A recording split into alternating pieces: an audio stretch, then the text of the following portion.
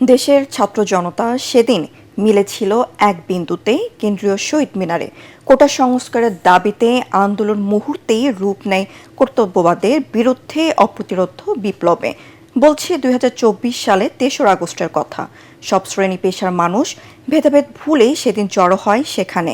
বিশাল জনসমুদ্রে ছাত্রদের কণ্ঠে ৯ দফা দাবির পরিসমাপ্তি ঘটে উচ্ছ্বাসিত হয় চূড়ান্ত ও ঐতিহাসিক সরকার পতনের এক দফা। জুলাই আন্দোলনে স্মৃতিময় দিনটির কথা তুলে ধরছেন ইমদাদুল্লাহ বাবু। বসুন্ধরা টিস্যু, অশুদ্ধতার বিরুদ্ধে এক বিন্দুও ছাড় নয়।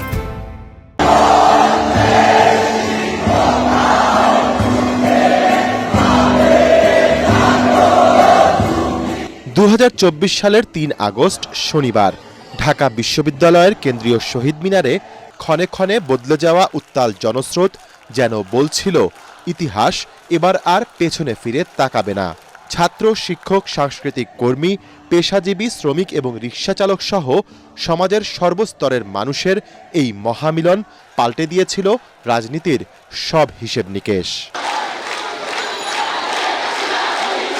বৈষম্যবিরোধী আন্দোলনে ছাত্র হত্যার ঘটনায় জাতির কাছে প্রধানমন্ত্রীর প্রকাশ্যে ক্ষমা প্রার্থনা এবং সহিংসতার দায় নিয়ে সংশ্লিষ্ট মন্ত্রী ও দায়িত্বশীলদের পদত্যাগ সহ আগেই ৯ দফা ঘোষণা করেছিল বিক্ষুব্ধ ছাত্র সমাজ।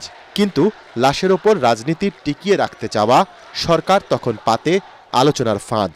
তবে ছাত্র জনতা সেই ফাঁদে পা না দিয়ে জড়ো হয় শহীদ মিনারে।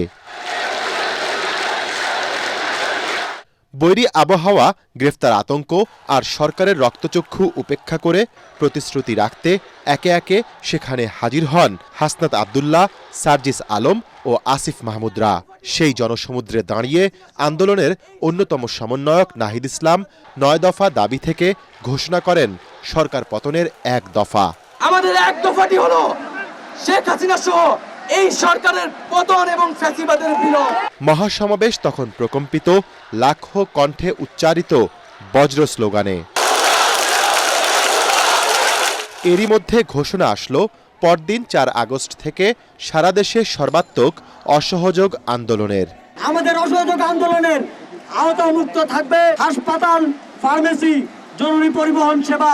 বিশ্লেষকদের মতে সেদিনই দেশের রাজনীতি ছোঁয় এক ঐতিহাসিক মাইল ফলক। তরুণরা যতটুকু পেরেছে তারা ততটুকু সামনে অগ্রসর করিয়ে দিয়েছে।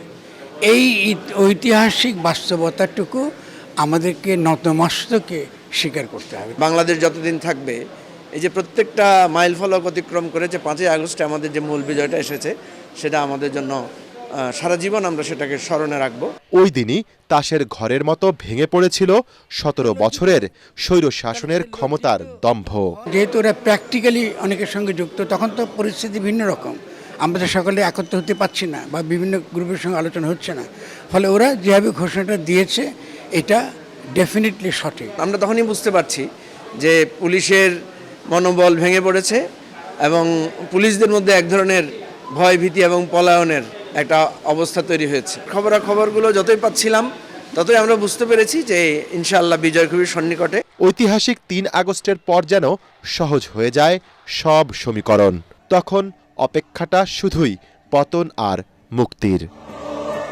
ইমদাদুল্লাহ বাবু, ATN বাংলা, ঢাকা।